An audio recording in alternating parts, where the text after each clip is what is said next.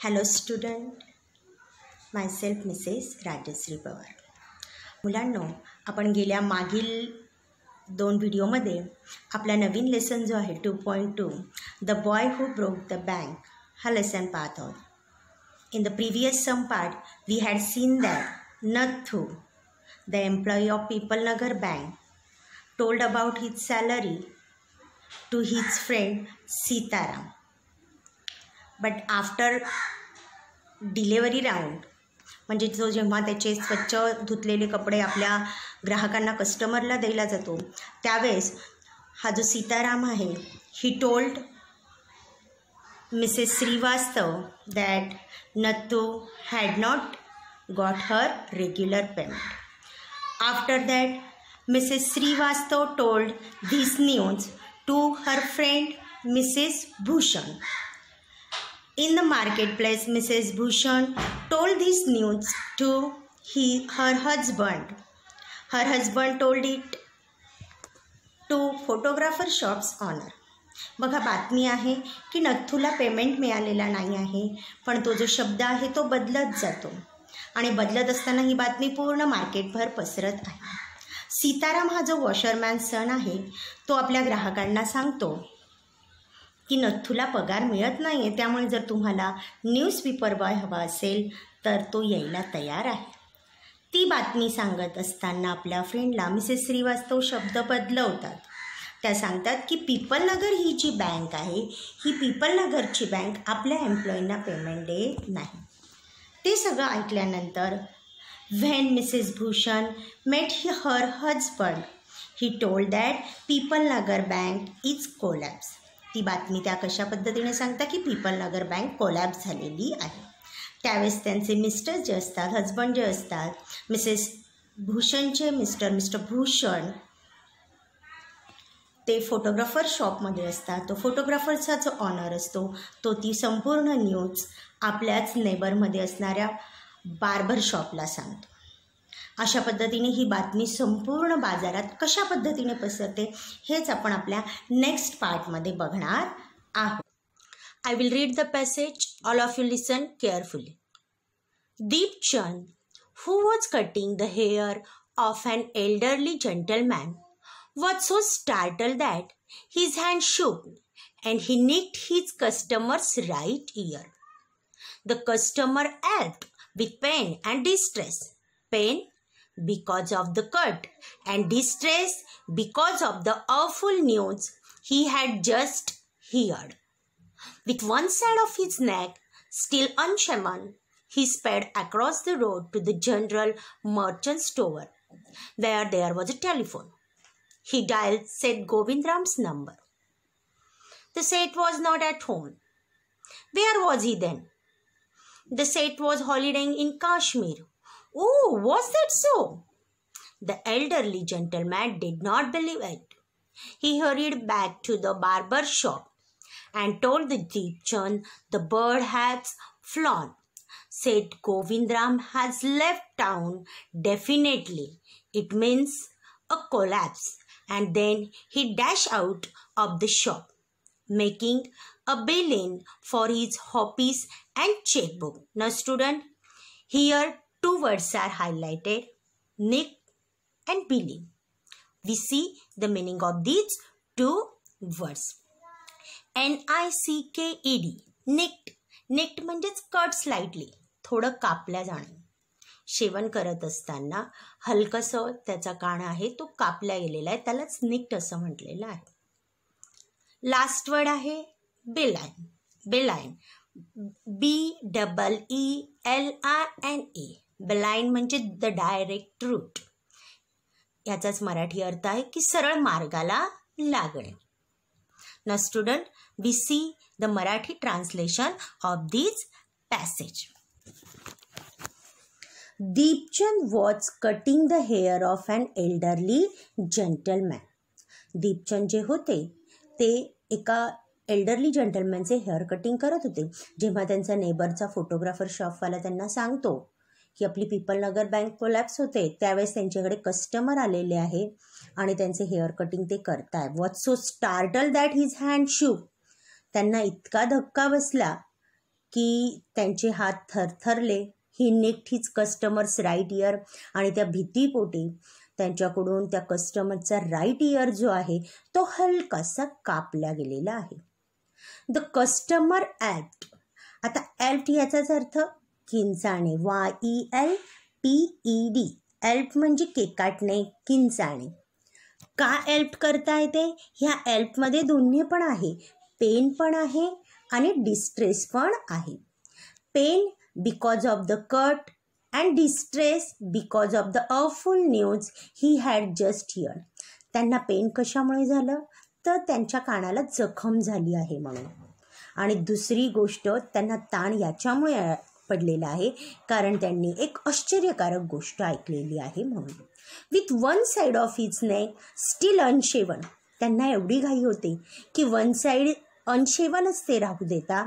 He sped across the road to the general merchant store where there was a telephone. Now here SPED sped. Sped स्पीडचं past tense आहे, SPEED speed. Speed म्हणजे अत्यंत वेगाने. त्याचा past form जो आहे, भूतकाळी रूप जे आहे ते स्पेड आहे. अत्यंत वेगाने तो एक मर्चंट आहे, व्यापारी आहे, त्याच्याकडे टेलिफोन आहे. त्या टेलिफोन स्टोअरकडे जातो. He dial the Seth Govindram's number. Seth गोविंदरामचा नंबर त्याच्याकडे आहे. हे सेठ गोविंदराम जे आहे ते बँक ऑनर आहे. त्यांचा नंबर तो डायल करतो. तिकडून त्यांना उत्तर मिळतं, the Seth was not at home. Govind Seth जे आहेत ते घरी नाही आहे. हा पुन्हा प्रश्न विचारतो कस्टमर जो आहे तो, वेअर वॉज ही देन. मग कुठे गेले आहेत ते? तिकडून त्यांना टेलिफोनवर उत्तर मिळतं, the Seth was holidaying in Kashmir. Oh was that so? काश्मीरला गेलेले आहे असं का? The elderly gentleman did not believe it. त्यांचा विश्वास बसत नाही. He hurried back to the barber shop. ते परत बार्बर शॉपमध्ये येतात. तो बार्बर शॉपचा जो ऑनर आहे दीपचंद, त्याला सांगतात, told Deepchand the bird has flown. या ठिकाणी हा जो द बर्ड शब्द वापरला आहे तो बँक ऑनरला वापरला आहे, म्हणजे सेठ गोविंदरामला वापरला आहे. त्याच्या कानावर जी बातमी पडलेली होती की बँक कोलॅप्स होते, त्यावरून त्याला विश्वास नाही आहे. त्याला असं वाटलं की सेठ गोविंदराम हे गाव सोडून तरी गेला किंवा नक्कीच त्याची बँक डुबलेली आहे. म्हणून तो म्हणतो की पक्षी उडून गेला. The Seth Govindram has left town. तो टाउन सोडून गेलेला आहे. Definitely it means a collapse, म्हणजे नक्कीच ती कोलॅप्स होते. बघा, त्याने कन्फर्म करण्यासाठी तो धावत गेला, अनशेवन ठेवून, वन साईड त्याची अनशेवन ठेवून तो धावत गेलाय. पण मानसिकता त्याची अशी झाली होती की नक्कीच ही बातमी खरी असेल, म्हणून त्याने नीट कन्फर्म केलं नाही. समोरच्याने दिलेल्या उत्तरावर त्याचा विश्वास नाही. And then he dash out of the shop. आणि तो अत्यंत घाईघाईने शॉपमधून बाहेर पडतो. Making a beeline for his office and chequebook. सरळ ऑफिसमध्ये जातो आणि चेकबुक घेत आहे. बेलाइन ह्याचाच अर्थ डायरेक्ट रूट पकडणे. सरळ तो कुठल्या मार्गाला जातो आहे? ऑफिसमध्ये जाणे, चेकबुक घेणे. याचा अर्थ त्या कस्टमरचं त्या ठिकाणी अकाउंट आहे. आता पुढे ही बातमी अजून मार्केटमध्ये कोणापर्यंत पोचते? Now see next passage. The news spread through the bazaar with the rapidity of forest fire. From the general merchants, it traveled to the shop, circulated amongst the customers, and then spread with them in various directions to the battle seller, the tailor, the pre-vendor, the jeweler, the beggar sitting on the pavement. ती जी news आहे ती पूर्ण बाजारमध्ये इतक्या rapidly पोहोचते. Of forest fire, जंगलाला आग लागावी तशी वेगाने, रॅपिडिटी म्हणजे अत्यंत वेगाने ती पसरत आहे. From the general merchants to travel to the shop. कोणी जनरल मर्चंट असतील ते जर शॉपमध्ये जात असतील तर ती बातमी जी आहे ती सर्क्युलेटेड होते. कोणाकोणात सर्क्युलेटेड होते आहे? अमंग्स द कस्टमर, ग्राहकांपर्यंत पोहोचते. Then spread with them in a various direction. वेगवेगळ्या डायरेक्शनने ती पोहोचत आहे. कोणाकोणाकडे पोहोचते? To the betel seller. Betel seller याचाच अर्थ जो पान विक्रेता असतो, विडा पान विकणारा जो असतो, त्याच्यापर्यंत ती र्युमर पोहोचते. टू द टेलर, टेलरपर्यंत ती न्यूज पोहोचत आहे. The free vendors, free vendor याचाच अर्थ जे मुक्त व्यापारी असतात म्हणजे छोटे मोठे दुकान घेऊन रस्त्याच्या कडेने विकत असतात किंवा इकडून तिकडून त्यांचे दुकान ते छोटंसं हातात घेऊन विकत असतात, फिरत असतात, त्यांना फ्री वेंडर असं म्हटलं जातं. त्याचप्रमाणे द ज्वेलरवाल्याकडे पण ती बातमी पोचते. इतकंच नाही तर मार्केटला एका कॉर्नरला एक बेगर आहे, the beggar sitting on the pavement, त्याच्यापर्यंत पण ती न्यूज पोहोचत आहे. हा जो बेगर आहे याचं नाव गणपत आहे. त्याचा एक पाय जो आहे तो क्रुक्ड लेग्ज आहे, तो कधीही उठलेला नाही. पण आता जेव्हा त्याला ही न्यूज कळते तेव्हा त्याची ॲक्शन काय होते ते आपण नेक्स्ट पॅसेजमध्ये बघणार आहोत. Listen carefully. First I read the passage. Old Ganpat, the beggar, had a crooked leg. He had been squatting on the pavement for years, calling for alms. In the evening, someone would come with a barrow and take him away. He had never been known to walk, but now, on learning that the bank was about to collapse, Ganpat astonished, everyone leaping to his feet and actually running at top speed in the direction of the bank. It soon became known that he had 1,000 rupees in saving. Now student, here 3 words are highlighted. First, crooked. Second, squatting. Third, barrow. We see the meaning of these words. First word, crooked. CROOKED. crooked याचाच अर्थ not straight. त्याचा एक पाय जो आहे तो सरळ नाही आहे, म्हणजे थोडा हलकासा वाकलेला आहे. स्क्वॅटिंग, SQUATTING. स्क्वॅटिंग म्हणजे ऑक्युपाय, व्यापून बसणे, पाय पसरवून बसणे. Barrow, BARROW. बॅरो म्हणजेच अ कार्ट, 2 चाकी हातगाडी असते त्याला बॅरो असं म्हटलं जातं, जी हातांनी आपण ढकलत चालवू शकतो तिला बॅरो म्हणतात. Now see the Marathi meaning of this passage. आता हा जो ओल्ड गणपत आहे याच्या कानावरती पण ती बातमी बाजारातून स्प्रेड होत आलेली आहे की बँक कोलॅप्स होत आहे. Old Ganpat, the beggar, had a crooked leg. Already त्याचा लेग क्रुक्ड आहे. He had been squatting on the pavement for years. गेल्या काही वर्षापासून तो रस्ता व्यापून बसलेला होता. स्क्वेटिंग म्हणजेच व्यापून बसलेला होता. आपण आत्ताच अर्थ पाहिला. एक पाय दुमडलेला आहे अशा पद्धतीने कित्येक वर्षापासून तो रस्त्यात बसलेला होता. Calling for arms. आर्म्स म्हणजे भीक मागणे, लोकांकडे दयेची याचना करायचा, कोणी दान देईल का, कोणी काही देईल का, असं करत कित्येक वर्षापासून तो रस्त्यावर बसलेला होता. In the evening someone would come with a barrow and take him away. संध्याकाळी कोणीतरी एक यायचा, हातगाडी घेऊन येत असायचा आणि त्याला घेऊन जायचा. याचा अर्थ तो कधीही चालत त्या रस्त्यावरून कोणीही पाहिलेला नव्हता. He had never been known to walk, but now on learning that the bank was about to collapse. पण जेव्हा त्याला कळतं की बँक कोलॅप्स होते, गणपत ॲस्टोनिश्ड म्हणजे आश्चर्याचा धक्का बसणे. ASTONISHED. ॲस्टोनिश्ड ह्याचाच अर्थ आश्चर्याचा त्याला धक्का बसलेला आहे, जो आजपर्यंत कोणीही चालताना पाहिला नव्हता. तो leaping to his feet, actually running at top speed in the direction of the bank. Leaping म्हणजे उड्या मारत, LEAPING. त्याचा एक पाय क्रुक्ट आहे पण एक पाय व्यवस्थित आहे, त्याच्यावर तो उड्या मारतच नाही, तर ॲक्च्युली टॉप स्पीडने तो बँक डायरेक्शनने पळत जातो. का करत असेल तो असं? It soon became non that he had 1,000 rupees in saving. कारण असं कळलं की त्याचे पण काही हजार थोडेफार रुपये असतील त्या बँकेमध्ये सेव्ह आहे. Now next passage. Listen carefully. Men stood in groups at street corners discussing the situation. People Nagar seldom had a crisis, seldom or never had floods, earthquakes or drought, and the imminent crash of the People Nagar bank set everyone talking and speculating and rushing about in a frenzy. Some boasted of their farsightedness, congratulating themselves on having already taken out their money or on never having put any in, others speculated on the reason for the crash putting. Now see the Marathi meaning of some difficult words. Here are some difficult words. First word drought, second imminent, next speculating, frenzy, boasted, and farsightedness. Now see the first word drought, D-R-O-U-G-H-T. drought म्हणजेच काय? Shortage of rainfall म्हणजेच दुष्काळ.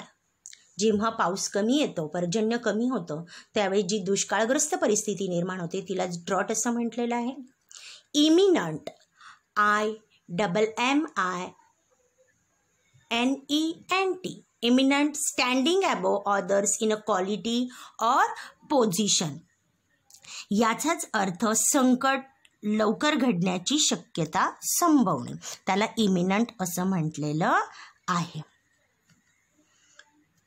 Speculating, S-P-E-C-U-L-A-T-I-N-G. Speculating म्हणजे चेंग over. चेंग over म्हणजेच काय? पुन्हा पुन्हा तीच गोष्ट बोलत राहणे, अंदाज बांधत राहणे. Frenzy, F-R-E-N-Z-Y. फ्रेंझी ह्याचाच अर्थ फरी, चिंता किंवा भ्रम. Boasted, B-O-A-S-T-E-D. बोस्टेड म्हणजे शो ऑफ करणे. शो ऑफ करणे म्हणजे थोडक्यात बडाही मारणे. फॅरिसाइटेडनेस, F-A-R-I-S-G-H-T-E-D-N-E-S-S. फॅरिसाइटेडनेस याचाच अर्थ लॉंग साइटेड म्हणजेच दूरदर्शी धोरण, दूरदृष्टिकोनातून बोलणे, त्याला म्हटलेलं आहे फार sightedness. Now see the Marathi meaning of this passage. Men stood in a groups at street corner discussing the situation. आपण बाजाराचा एरिया बघितलेला आहे. काही माणसं कॉर्नरला ग्रुप करून गप्पा मारत असतात. तसंच ह्या पिपलनगरच्या मार्केटमध्ये रस्त्याच्या कॉर्नरला काही ग्रुप्स तयार झालेले आणि ते आलेल्या सिच्युएशनबद्दल डिस्कस करतात. Pipalnagar seldom had a crisis. Crisis म्हणजेच आणीबाणीची वेळ आणि सेल्डम म्हणजे क्वचित, क्रिसिस म्हणजे आणीबाणी. आपल्या पिपलनगर ह्या गावामध्ये क्वचितच अशी काही आणीबाणी आली आहे ना. Seldom, never had a floods. अशी आपत्ती तर आजपर्यंत कधीच आली नाही की पूर येणे. फ्लड्स म्हणजेच काय? पूर आले. अर्थक्वेक्स, भूकंप होणे. ड्रॉट, अवर्षण किंवा दुष्काळ येणे. And the imminent crash of the Pipalnagar bank. आणि आता तर अत्यंत मोठं संकट आपल्यावरती येऊन ठेपलेलं आहे. इमिनंट म्हणजेच मोठे संकट आलेले आहे. स्टँडिंग इन फ्रंट ऑफ, आपल्यासमोर उभा आहे. ते म्हणजे कुठलं? Pipalnagar bank set everyone talking. Pipalnagar बँकबद्दल ते सगळेजण बोलत आहे. Speculating and rushing about in a frenzy. Speculating म्हणजेच त्या विषयाबद्दल वेगवेगळे अंदाज बांधत आहे. Some boasted of their far sightedness. Boasted म्हणजे बढाई मारणे. काही स्वतःच्या दूरदर्शी धोरणाबद्दल बढाई मारताय. कॉंग्रॅच्युलेटिंग दॅमसेल्स. कॉंग्रॅच्युलेटिंग म्हणजेच काय? एकमेकांचं अभिनंदन करताय. कशाबद्दल करताय? बँक पडते म्हणून नाही. Having already taken out of their मनी. की मी आधीच माझे पैसे काढून घेतले, ते बरं झालं. or on never having put any in others, speculated on the reason for the crash. Speculated म्हणजे तर्क बांधणे. किंवा काही सांगताय never having put any in, की मी त्या बँकेत कधी काही ठेवलेलं नाही. आणि वेगवेगळे स्पेक्युलेटेड ह्याचाच अर्थ ते तर्क बांधता आहे की ती का क्रॅश झाली असेल, असे वेगवेगळे तर्क ते बांधत आहे. It all down to excess indulged in by said Govindram. The said had fled the state, said one. He had fled the country, said another. He was hiding in Pipalnagar, said a third. He had hanged himself from the tamarind tree, said a fourth, and had been found that morning by the sweeper one. लोक जे आहे ते ग्रुपने चर्चा करत आहे आणि चर्चा करत करत सेठ गोविंदरामसोबत देखील काय काय झालं ते हे या पॅसेजमध्ये सांगण्याचा प्रयत्न करत आहे. या ठिकाणी वन वर्ड डिफिकल्ट आहे जो हायलाइटेड केलेला आहे. The word is indulged in, INDULGEDIN. Indulged in, it is a phrase. It means took part in something. took part in something म्हणजेच काय? एखाद्या गोष्टीचा उपभोग घेणे. आणि एक्सेस म्हणजे काय? मनमुराद. त्या सगळ्यांचं असं म्हणणं आहे की बँक डाऊनला जाण्यासाठी सेठ गोविंदराम जबाबदार आहे, ज्याने त्याच्यातले पैसे मनमुराद वापरलेले आहे. त्यातले काही जमावातला एक व्यक्ती बोलतो, the Seth had fled the state, sed one. तो राज्य सोडून निघून गेलेला आहे.